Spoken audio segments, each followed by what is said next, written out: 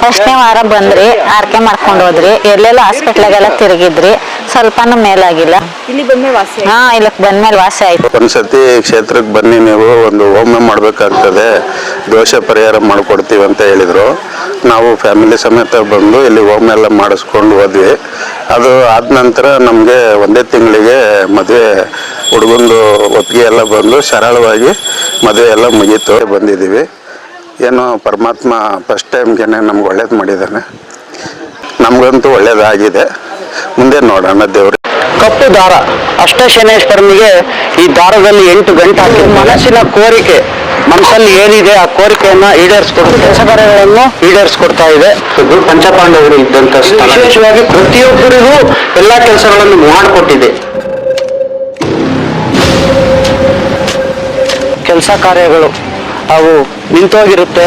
ಜಮೀನ್ದಾಗಿರ್ಬೋದು, ಆಸ್ತಿದಾಗಿರ್ಬೋದು, ಮನೆಯದಾಗಿರ್ಬೋದು, ಅದನ್ನೆಲ್ಲ ಅದರಲ್ಲಿ ಬರೆದುಬಿಟ್ಟು ದೇವರಿಗೆ ಒಪ್ಪಿಸಿ ಅದನ್ನು ತಂದು ಇಲ್ಲಿ ಇದು ಮಾಡಿದರೆ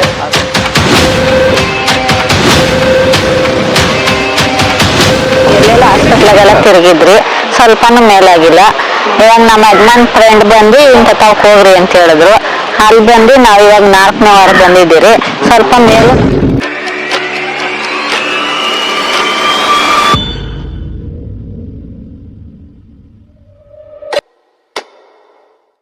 ನಮಸ್ತೆ ವೀಕ್ಷಕರೇ, ಯುವನ್ ಸುದ್ದಿವಾಹಿನಿಗೆ ನಿಮ್ಮೆಲ್ಲರಿಗೂ ಸ್ವಾಗತ. ಇವತ್ತು ನಾವು ಉದಿರುವಂತಹ ಪುಣ್ಯಕ್ಷೇತ್ರ ಅಷ್ಟಶನೇಶ್ವರ ಸ್ವಾಮಿ ಪುಣ್ಯಕ್ಷೇತ್ರ. ಬನ್ನಿ, ಇಲ್ಲಿನ ಗುರುಗಳಿದ್ದಾರೆ, ಮಾತಾಡ್ಸ್ತಾ ಹೋಗೋಣ. ಗುರುಗಳೇ ನಮಸ್ತೆ. ನಮಸ್ತೆ.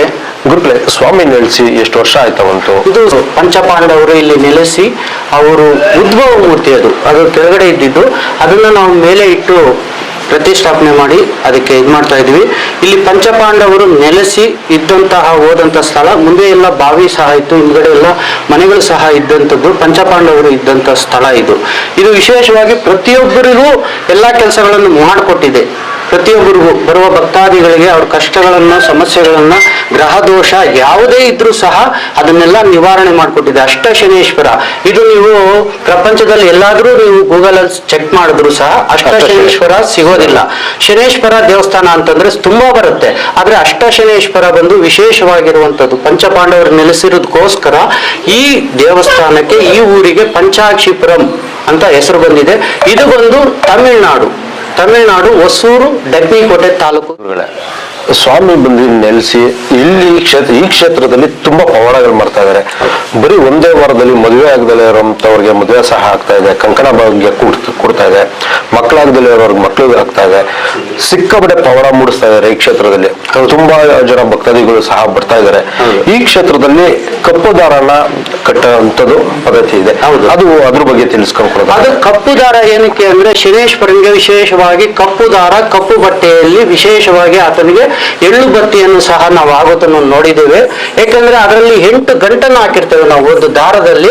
ಅದು ಕಲ್ಪವೃಕ್ಷ, ಅದು 8 ಅಷ್ಟದಿಕ್ಕುಗಳಿಂದನೂ ಯಾವುದೇ ಒಂದು ವಿಶೇಷವಾಗಿ ಅವ್ರದ್ದು ಏನೇ ಮನಸ್ಸಿನ ಕೋರಿಕೆ, ಆರೋಗ್ಯದ್ದು, ಜಮೀನ್ದು, ಕಂಪನಿದು, ಪ್ರತಿಯೊಂದು ಏನೇ ಸಮಾಚಾರ ಇದ್ರು, ಮನೆಯದಾಗ್ಲಿ ವಾಸ್ತುದಾಗ್ಲಿ, ಅದನ್ನೆಲ್ಲವನ್ನು ನಮ್ಮ ಆ ಅಷ್ಟಶನೇಶ್ವರ ಮಾಡ್ಕೊಡ್ತಾ ಇದೆ. ಸಕ್ಸಸ್ ಆಗ್ತಾ ಇದೆ. ತುಂಬಾ ಭಕ್ತರು ಬರ್ತಾ ಇದ್ದಾರೆ, ನಮ್ಗೆ ಒಳ್ಳೆ ರಿಸಲ್ಟ್ ಸಹ ಕೊಡ್ತಾ ಇದ್ದಾರೆ. ಮತ್ತೆ ಗುರುಗಳ ತೆಂಗಿನಕಾಯಿ ಕಟ್ಟೋದಾದ್ರೆ ಅದು ಯಾವ ಕಾರಣ? ಅದು ತೆಂಗಿನಕಾಯಿ ಬಂದು ಅದು ಕಪ್ಪು ಗಟ್ಟೆಯಲ್ಲಿ ಇರುತ್ತೆ. ಅದನ್ನ 9 ವಾರ ಕಟ್ಟಬೇಕಾಗುತ್ತೆ. 9 ವಾರ ಕಟ್ಟೋದು ಏಕೆ ಅಂದ್ರೆ ಅಷ್ಟಮ ಶನಿ, ಸಾಡೆ ಸಪ್ತಮಿ, ಇನ್ನೊಂದು ಏನೇ ದೋಷ ಇದ್ರೂ ಸಹ ಅದರಲ್ಲಿ ನಿವಾರಣೆ ಆಗುತ್ತೆ. ಮುಂದೆ ಬರುವಂತಹ ಶನಿ ಸಹ ಇದ್ರೂ ಸಹ ಅದರಲ್ಲಿ ಆ ಎಪ್ಪನೇ ಕಟ್ಟಿಸ್ಕೊಳ್ತಾನೆ. ಇಲ್ಲಿ ಪ್ರತಿದಿನನೂ ದೇವಸ್ಥಾನ ಓಪನ್ ಅಲ್ಲಿ ಇರುತ್ತೆ. ಪ್ರತಿದಿನ ದೇವಸ್ಥಾನ ಓಪನ್ ಅಲ್ಲಿ ಇರುತ್ತೆ, ಬೆಳಗ್ಗೆ 7ರಿಂದ ಸಂಜೆವರೆಗೂ. ಆದ್ರೆ ವಿಶೇಷವಾಗಿ ಶನಿವಾರ ಸುಮಾರು 5,000 ಜನರ ತನಕ ಬರ್ತಾರೆ. ಬೇರೆ ದಿನಾನು ಬರ್ತಾರೆ, ಆದ್ರೆ ಸ್ವಲ್ಪ ಕಮ್ಮಿ ಇರ್ತಾರೆ.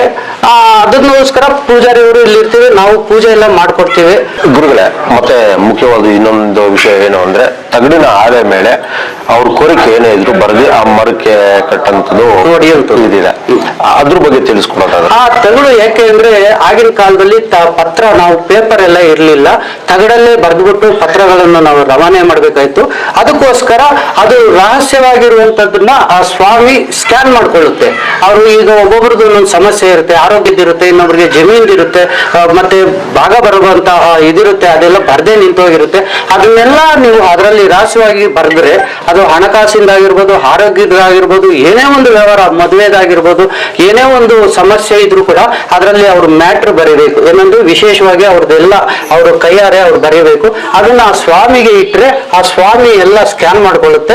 ಅವರಿಗೆ ಅತಿ ಶೀಘ್ರದಲ್ಲಿ ಸಹ ಕೆಲವರಿಗೆ ಕೊಡುತ್ತೆ, ಕೆಲವರಿಗೆ ಒಂದು ವಾರದಲ್ಲಿ ಬರುತ್ತೆ, ಒಂದು ತಿಂಗಳಾಗ್ಬೋದು. ಯಾಕಂದ್ರೆ ತುಂಬಾ ಹಳೇದಾಗಿರುತ್ತೆ, ಗೊತ್ತಿರೋದಿಲ್ಲ. ನಮ್ಮ ದೇವಸ್ಥಾನಕ್ಕೆ ಬಂದ್ರೆ ಯಾವಾಗ ಬೇಕಾದ್ರೂ ಬರಿಬಹುದು, ವಾರದಲ್ಲಿ ಯಾವಾಗ ಬೇಕಾದ್ರೂ ಬರಿಬಹುದು. ಶನಿವಾರ ಬರೆದ್ರೆ ವಿಶೇಷವಾಗಿ ಜನ ಇರ್ತಾರೆ ಮತ್ತೆ ಶನೇಶ್ವರನಿಗೆ ತುಂಬಾ ತೃಪ್ತಿ ಆಗುತ್ತದೆ.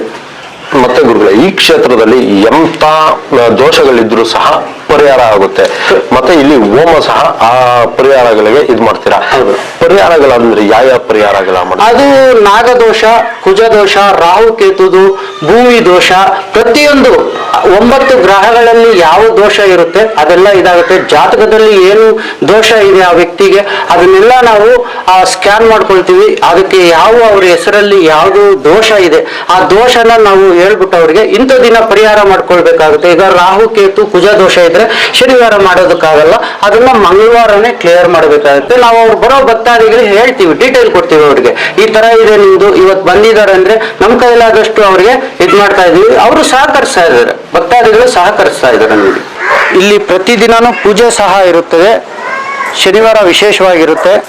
ಪ್ರತಿಯೊಬ್ರು ಭಕ್ತಾದಿಗಳು ಬರ್ಬೇಕಂತ ಕೋರ್ಕೊಳ್ತೀವಿ.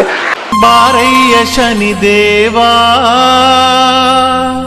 ಅಲ್ಲಿ ಬಳೆಕಟ್ನಳ್ಳಿ ತೊಟ್ಟಿ ತಾವನಿಂಕ ಫಸ್ಟ್ನೇ ವಾರ ಬಂದ್ರಿ, ಆರ್ಕೆ ಮಾಡ್ಕೊಂಡು ಹೋದ್ರಿ, ಎಲ್ಲೆಲ್ಲ ಹಾಸ್ಪಿಟ್ಲಾಗೆಲ್ಲ ತಿರುಗಿದ್ರಿ, ಸ್ವಲ್ಪನೂ ಮೇಲಾಗಿಲ್ಲ. ಇವಾಗ ನಮ್ಮ ಯಜಮಾನ್ ಫ್ರೆಂಡ್ ಬಂದು ಇಂಥ ತಾವಕ್ಕೆ ಹೋಗ್ರಿ ಅಂತ ಹೇಳಿದ್ರು. ಅಲ್ಲಿ ಬಂದು ನಾವು ಇವಾಗ 4ನೇ ವಾರ ಬಂದಿದ್ದೀರಿ. ಸ್ವಲ್ಪ ಮೇಲೂ ನಂಬಿಕೆ, ಇನ್ನ ಬರ್ತಾ ಇರ್ತೀವಿ. ಹಾಸ್ಪಿಟ್ಲಿಗೆಲ್ಲ ತೋರಿಸಿದ್ವಿ.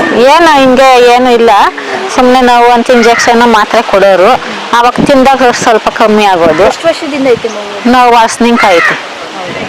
ಇಲ್ಲಿ ಬಂದ್ಮೇಲೆ ವಾಸಿ ಇಲ್ಲಕ್ ಬಂದ್ಮೇಲೆ ವಾಸಿ ಆಯ್ತು. ಎರಡಲ್ಲಿ ಜಿಗ್ನಿ ಗುರೂಜಿ ಅವ್ರನ್ನ ಮೀಟ್ ಮಾಡಿದ್ವಿ ಫಸ್ಟು. ಅವರು ಸ್ವಲ್ಪ ನಮ್ಮದು ಮಗುದು ಮದುವೆದು ವಿಳಂಬ ಆಗ್ತಿತ್ತು, ಸ್ವಲ್ಪ ಪಂಚಾಂಗ ನೋಡಿ ಅಂದ್ಬಿಟ್ಟು ಮೀಟ್ ಮಾಡಿದ್ವಿ. ಒಂದ್ಸತಿ ಕ್ಷೇತ್ರಕ್ಕೆ ಬನ್ನಿ, ನೀವು ಒಂದು ಹೋಮ ಮಾಡಬೇಕಾಗ್ತದೆ, ದೋಷ ಪರಿಹಾರ ಮಾಡಿಕೊಡ್ತೀವಿ ಅಂತ ಹೇಳಿದರು. ನಾವು ಫ್ಯಾಮಿಲಿ ಸಮೇತ ಬಂದು ಇಲ್ಲಿ ಹೋಮ ಎಲ್ಲ ಮಾಡಿಸ್ಕೊಂಡು ಹೋದ್ವಿ.